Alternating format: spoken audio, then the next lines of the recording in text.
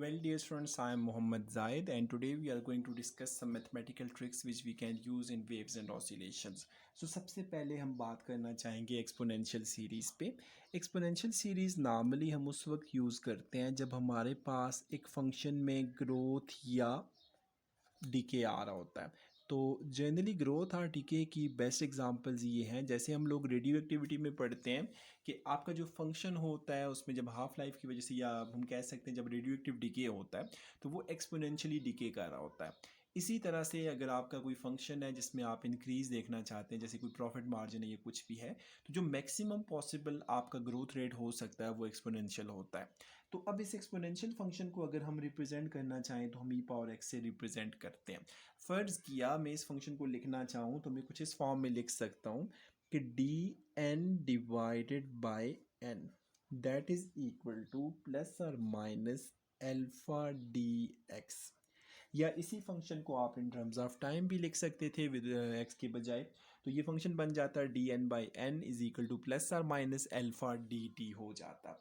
जब आप इस फंक्शन को इंटीग्रेट करते हैं तो आपके पास जो रिज़ल्ट आएगा वो कुछ इस तरह से बनेगा, N equals to N naught E power plus और माइनस दोनों पॉसिबल हो सकते हैं, और एल्फ़ा साथ इसके साथ, क्योंकि यहाँ पे हमने एक्स यूज़ किया हुआ है तो इधर भी आप एक्स लिख देंगे। लेकिन इशू ये आता है कि ये आपका एक्सपोनेंशियल फंक्शंस हैं, क्या हम इनको किस तरह से एक्सपेंड कर सकते हैं और किस तरह से हम लोग साइन और कोसाइन में इसको कन्वर्ट कर सकते हैं। तो उसके लिए सबसे पहले हम लोग expansion of e power x लिखते हैं। ई पावर एक्स की एक्सपेंशन आप लोगों ने इससे पहले भी सॉल्व की होगी। आप लोग नॉर्मली टेलर्स और मैक्लारन सीरीज़ यूज़ करते हैं, तो उसको यूज़ करते हुए आप ई पावर एक्स की एक्सपेंशन लेते होते हैं। सो अगर मैं लेट से एक्स इक्वल टू ज़ीरो पे मैक्लारन सीरीज़ को यूज़ करता हूँ, तो हमने ये कहा था जो ई पावर एक्स आता है इसकी एक्सपेंशन कुछ इस तरह से लिखी जाती है, ये one plus x square divided by two factorial plus x cube divided by three factorial plus up to so on जाते जाएं। और अगर आप जनरल टर्म लिखना चाहें तो ये आएगी कुछ इस तरह से, x power n divided by n factorial, और ये इस तरह से चलता जाएगा। सो इसका मतलब क्या हुआ कि एक्सपोनेंशियल फंक्शन की जो हमारे पास एक्सपेंशन होती है यूजिंग टेलर्स और मैक्लारन सीरीज़, वो हम इस फॉर्म में लिख सकते हैं। अब अगर हमने इस फॉर्म में लिख दिया तो हम इसको रफली प्लॉट करने की कोशिश करते हैं कि अगर हमारे पास फंक्शन लेट कर लेते हैं, आपके पास y एक फंक्शन है जो कि ई पावर एक्स के बराबर है। ई पावर प्लस एक्स भी हो सकता है, माइनस एक्स भी हो सकता है। तो अगर मैं इसको प्लॉट करूं तो ये मेरे पास इसकी प्लॉटिंग कुछ इस तरह से आएगी, ये आपके पास वाई एक्सिस लाइन है, ये आपके पास एक्स एक्सिस लाइन है, और x और y के बाद फ़र्ज़ किया मैं कहता हूँ यहाँ पे आपकी वैल्यू जो है वो y इक्वल्स टू 1 है। तो जब मैं इस फंक्शन को एक्सपेंशन यूज़ करूँगा, या लेट से मैं इसको प्लॉट करना चाहता हूँ, तो जब मैं x equals to zero put करूँगा, मैं पहले इसको प्लॉट करना चाह रहा हूँ y is equal to e power plus x को। तो जब ई पावर प्लस एक्स को मैं प्लॉट करूँगा तो x ज़ीरो पुट किया तो e power zero equal to one, तो y ज़ीरो बनेगा। So at x equals to zero आपका function y equal to one हो जाता है। और जब आप इसकी डिफरेंट रैंडम वैल्यू सब्स्टिट्यूट करते हैं तो आपके पास इसका स्केच कुछ इस तरह से बनता है। तो ये आपके पास y equals to e power x का प्लॉट आ गया। अब इसी तरह से अगर मुझे y equals to e power minus x plot करना पड़े तो उसका बिहेवियर आपके पास कुछ इस तरह से आ जाएगा, और ये बनता आपके पास। सो हम कह सकते हैं कि ये आपके पास जो बिहेवियर है वो y equals to e power minus x का है, और ये जो बिहेवियर है वो y is equal to e power plus x का है। तो ये तो हमने एक सिंपल सा केस लिया जिसमें ई पावर एक्स लिया, लेकिन जब हम लोग वेव्स एंड ऑसिलेशंस में कॉन्टीन्यूसली यूज़ करेंगे हमें कुछ इस तरह का फंक्शन चाहिए होगा, ई पावर एल्फ़ा एक्स चाहिए होगा। तो ई पावर एल्फ़ा एक्स के लिए अगर हम एक्सपेंशन लिखना चाहें तो हम देखते हैं कि वो किस फॉर्म में लिखी जा सकती है। सो लेट कर देते हैं कि अगर हमारे पास ये फंक्शन ई पावर एक्स ना होता बल्कि ये ई पावर एल्फ़ा एक्स होता, तो अगर ये ई पावर अल्फ़ा एक्स होता तो बाकी इसमें कुछ भी चेंज नहीं आना था। आपने उसी तरह से इसको सॉल्व करना है। और जब हम इसको सॉल्व करेंगे तो ये कुछ इस तरह से बनेगा, जहाँ जहाँ आपका एक्स आ रहा है आप उसके साथ अल्फ़ा लगाते जाएं तो आपको एक्सपेंशन मिल जाएगी। यहाँ पे फर्स्ट टर्म मैंने लिखी थी 1, सो वो तो 1 ही रहेगी। अब इसी तरह से सेकंड टर्म मैंने x लिखा था, इधर बन जाएगा अल्फ़ा x। फिर जो सेकंड टर्म मैंने थर्ड टर्म मैंने लिखी थी वो बन जाएगी मेरे पास अल्फ़ा x होल का स्क्वायर डिवाइडेड बाय 2 फैक्टोरियल। फिर उसके बाद आ जाता है अल्फ़ा x होल का cube divided by 3 factorial up to so on चले जाएं। और इधर एक लास्ट टर्म आएगी alpha x whole power n divided by n factorial. तो ये मेरे पास एक्सपेंशन आ गई ई पावर अल्फ़ा एक्स के लिए। लेकिन जनरली हमें ई पावर अल्फ़ा एक्स का फर्स्ट और सेकंड डेरिवेटिव चाहिए होता है कि लाइक हम लोग जब इसको सॉल्व करते हैं तो हमारे पास इसके डेरिवेटिव्स होना चाहिए। हम देखते हैं कि वो किस तरह से आ सकता है।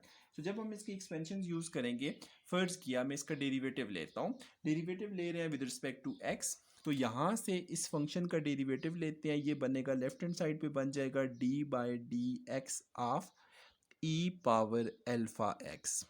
और राइट हैंड साइड पे अगर मैं डायरेक्ट डेरिवेटिव सॉल्व करने की कोशिश करूं तो मेरे पास 1 का डेरिवेटिव आ जाएगा 0। अल्फ़ा एक्स में अल्फ़ा कांस्टेंट है, ये बाहर चला जाएगा, सो एक्स का डेरिवेटिव आपके पास 1 बनेगा, तो ये बन जाएगा 1 प्लस अल्फ़ा।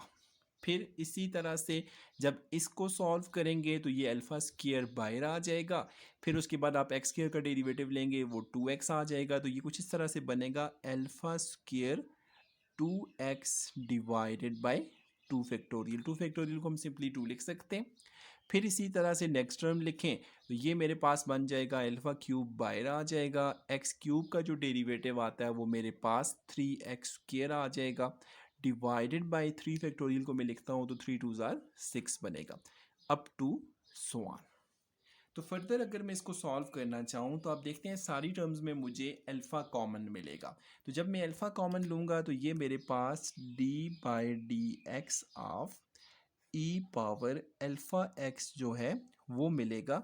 ज़ीरो वाली टर्म ख़त्म हो गई, यहाँ से मैंने अल्फ़ा कॉमन ले लिया, इधर मेरे पास 1 बचेगा, इधर बचेगा प्लस अल्फ़ा स्क्वायर में से अल्फ़ा कॉमन हुआ तो अल्फ़ा बच गया, 2 2 से कैंसिल हो जाएगा, सो अल्फ़ा एक्स बच गया।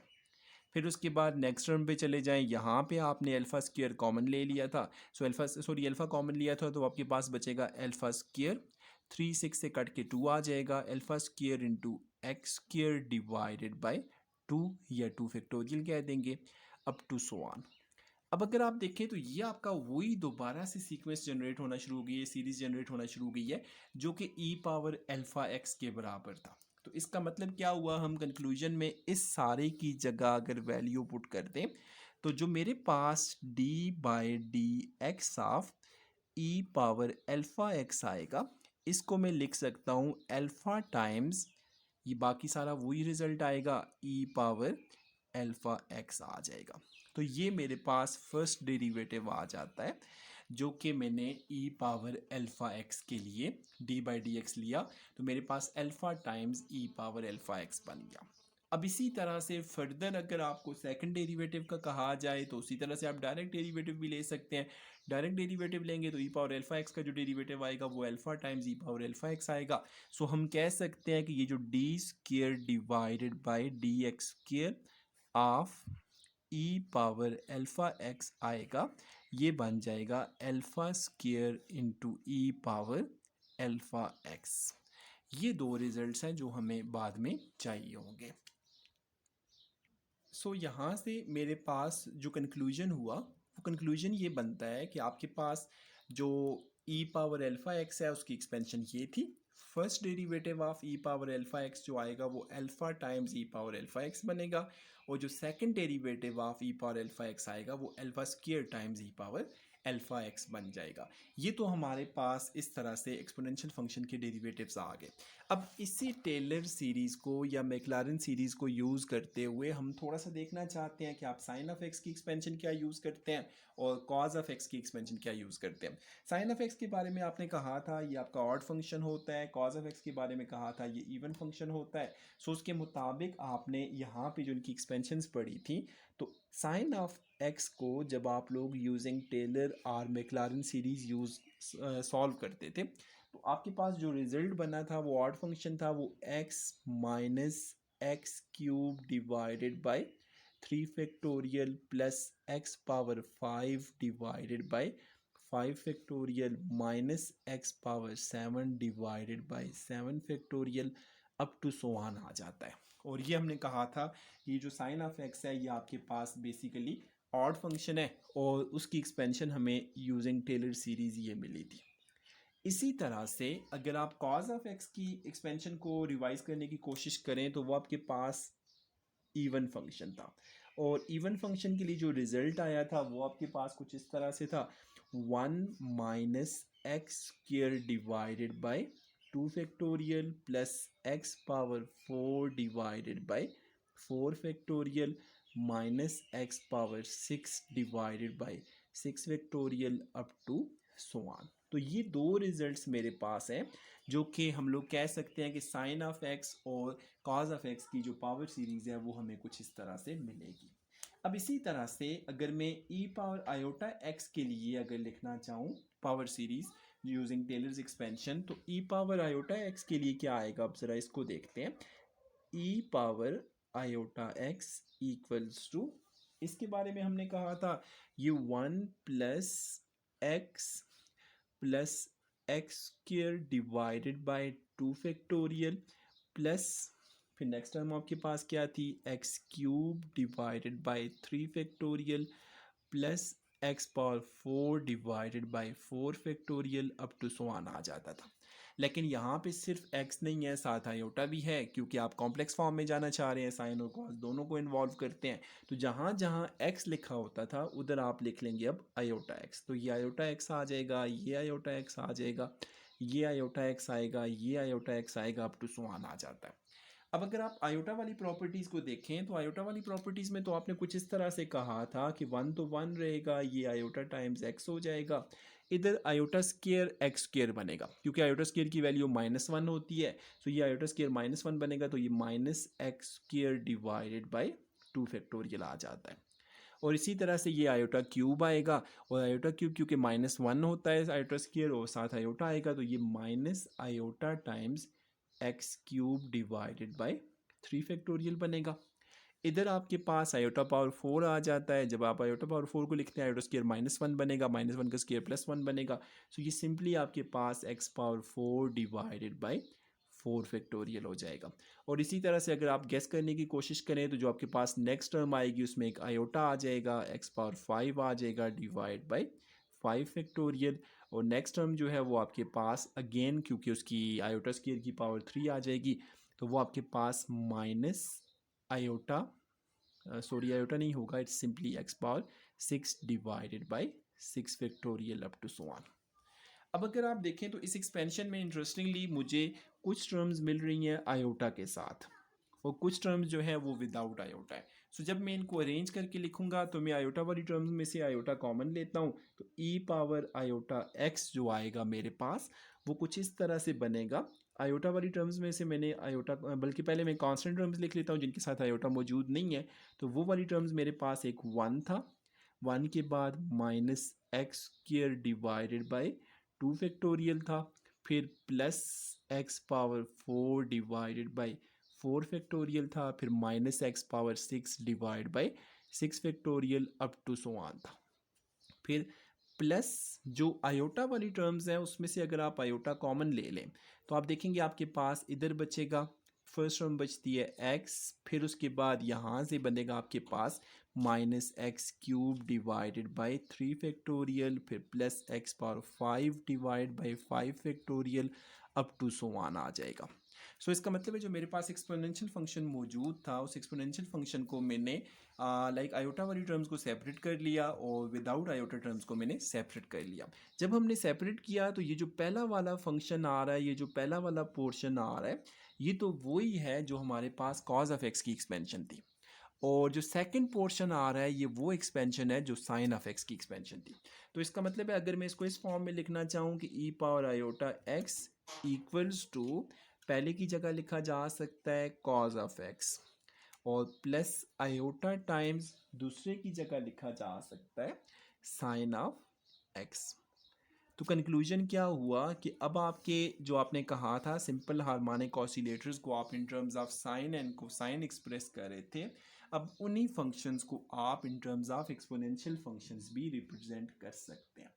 और अब अगर आपको कहा जाए कि आपने इसका डेरिवेटिव लेना है, let's say D by d x of e power iota x लेना है, तो यहाँ से क्या बनेगा, कॉज ऑफ एक्स का डेरिवेटिव होता है माइनस साइन ऑफ एक्स, और उसके बाद आयोटा बाहर आ जाएगा, साइन ऑफ एक्स का डेरिवेटिव आ जाएगा कॉज ऑफ एक्स। तो ये कुछ इस फॉर्म में भी लिखा जा सकता है कि आप इसको लिख सकते हैं iota times cos of x minus sine of x. तो ये आपका फर्स्ट डेरिवेटिव है जो कि d by d x of e power iota x लिखा जा सकता है। तो यहाँ आके आपका एक्सपोनेंशियल फंक्शन के कुछ बेसिक कॉन्सेप्ट्स हैं जो कि कंप्लीट होते हैं। अब आपने इन फंक्शंस को प्रैक्टिकली अप्लाई करने की कोशिश करनी है, और पेज नंबर 27 पे और पेज नंबर 28 पे जो आपकी एग्जाम्पल नंबर 1 और एग्जाम्पल नंबर 2 जो है ये आप लोगों ने ट्राई करनी है। तो homework will be example number 1 and 2। तो आप ज़रा इनको ट्राई करके देखें आपको किस तरह से एक्सपोनेंशियल फंक्शंस हेल्प आउट करते हैं, जिसमें आप लोग लाइक वेव्स एंड ऑसिलेशंस को लाइक सिंपल हार्मोनिक ऑसिलेटर्स को सॉल्व कर सकते हैं। That is on page number 27 and 28। Well that's it for today. इसके बाद हमारा ये चैप्टर यहाँ पे फिनिश हो जाता है। अब इंशाल्लाह जो नेक्स्ट क्लास होगी उसमें हम चैप्टर नंबर 2 पे बात करेंगे, जिसमें हम लोग डैम्प्ड हार्मोनिक ऑसिलेटर्स को डिस्कस करेंगे और उनकी डिफरेंट प्रॉपर्टीज़ और उनके डिफरेंट प्रोसीजर्स को डिस्कस करेंगे। Thank you very much.